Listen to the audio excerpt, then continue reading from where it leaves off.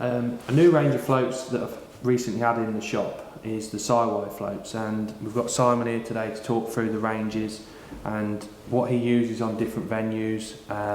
So if you can introduce the floats for us then, Simon? Yeah, no problem. So my original idea was just to make a set of floats for fishing canals and drains that suited my needs, really, more than a commercial thing. I just wanted to make a set of floats that I was happy with for my own satisfaction and my own fishing.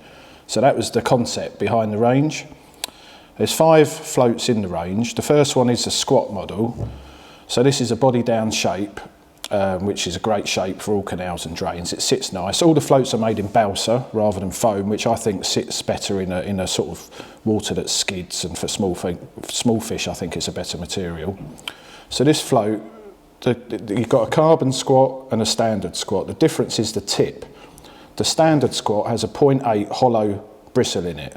Now 0.8 hollow I believe is the thinnest hollow you can get, and the advantages are visibility. On the fens, especially at March, the far bank can be especially that last hour as well. Yeah, on a sunny day, no, you can't see anything. So that will glow, and obviously you can get yellow or orange, and that helps massively.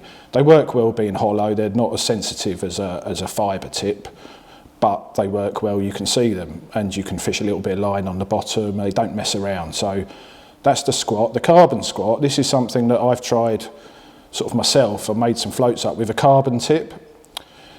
Obviously there's no buoyancy in the carbon tip. It's quite a thick, that's like a sort of 1.2 mil with the paint on it. And what happens with this bristle is it works brilliantly because it's a heavy tip. When the float gets to this position in the shotting, the bristle itself just drops like a stone and trims up perfectly every time.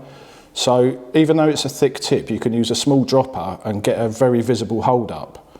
That's actually my favourite float in the range. Yeah, it looks perfect. Yeah, March, and Benwick. Yeah, March, Benwick.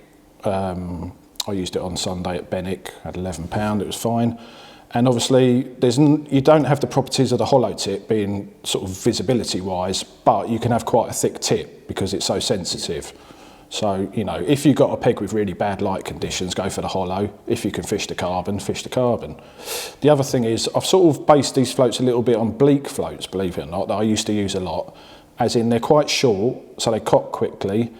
They won't wrap over too often if you're sort of shipping and out quickly. And they've actually got a very fine wire in it, and which is a bit against the sort of current vogue in floats, but that means the float will actually follow the shot to a degree rather than just stand up and then trim up.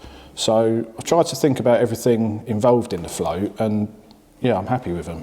So what sizes do they come in then, Simon? They go from a 0.1, 0.2, 0.3, 0.4, 0.5, 0.6 and then 0.75. So pretty much covered in that then. Yeah, so every sort of size you need. Definitely them carbon squats look brilliant, and I can see the older anglers that their eyes are going, that would be absolutely perfect for them. Yeah, including me. Yeah, I mean on the drains, a lot of our fishing is on the drop, isn't it? That's it, yeah. If you don't get bite, you're laying it back in again, and that would be perfect for that job. Yeah, like I say, the bristle is everything on that float.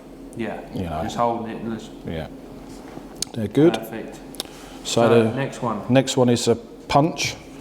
So that's like a slim body, same wire, hollow tip, 0.8. And that's just a float to fish in very still conditions.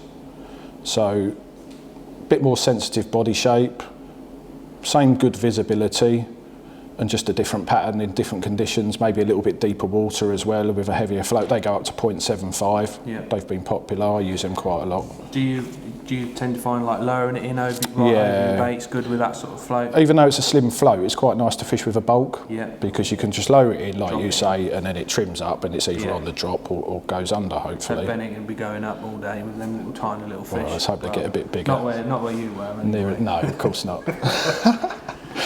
And then the last one is it's 2 floats with the same body shape. So you've got a Hemp, which only comes in a 0.1 and a 0.2. It's got a 1 mil hollow tip, so slightly thicker. This is for fishing up the far bank with Hemp, but you can use it with squats, punch, anything you want. And the shape of body is a very stable shape. That's the reason I've chosen that. So quite often on the far bank, a round float's good because it can be a bit skiddy, you've got a lighter float, it's shallow. So that's the thinking, 0.1, 0.2, it's called Hemp. You don't necessarily have to use it with Hemp, but that's a great float for the far bank. Probably a good float for like factory bank, wouldn't it, across? Yeah, When you're just sort of trying to itch it through. If it's a bit windy, it's a great choice just because of the stability. Even strung out is funny. And despite the thick tip, I've fished it with strung out 12s before, you can see a bite on the drop.